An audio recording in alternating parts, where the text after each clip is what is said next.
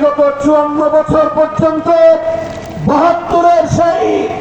ভারতীয় মূলনীতির উপর ভিত্তি করে রচিত সংবিধানের মাধ্যমে বাংলাদেশকে পরিচালিত করা হয়েছে। আর একের পর এক যখনই বাংলার মানুষ আধিপত্যবাদের বিরুদ্ধে রুখে দাঁড়িয়েছে, যখনই বাংলার যুবক দামাল সন্তানেরা বৈষম্যের বিরুদ্ধে রুখে দাঁড়িয়েছে, যখনই দেশপ্রেমিক জনতা স্বৈরতন্ত্রের বিরুদ্ধে রুখে দাঁড়াবার চেষ্টা করেছে, তখনই দেশপ্রেমিক জনতাকে রাজাকার, দেশ বিরোধী,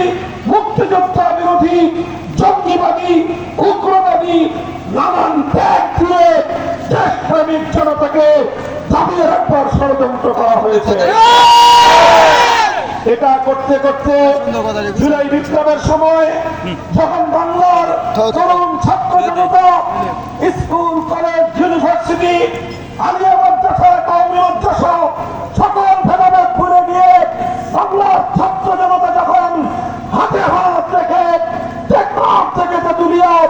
বৈষম্যের বিরুদ্ধে, স্বৈরতন্ত্র এবং ফ্যাসিবাদের বিরুদ্ধে যখন তারা রুখে দাঁড়িয়েছিল, তখন বাংলার ক্ষমতার মসনদে উপবিষ্ট ভারতীয় কৃতদাসী, সেবাদাসী, ফ্যাসিবাদী যুগের ফেরাউন শেখ হাসিনা আমার বাংলাদেশের 4 কোটি ছাত্র জনতাকে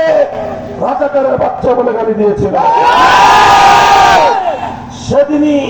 শেখ হাসিনার ক্ষমতার মসনদে, ক্ষমতার কফিনে ব্রেক ঢুকে গিয়েছিল। আমি বলতে চাই সংগ্রামী সাথী ও বন্ধুগণ, এরপরে 24-এর 5ই আগস্ট ঐতিহাসিক যে বিজয় অর্জন করেছে বাংলার জনতা,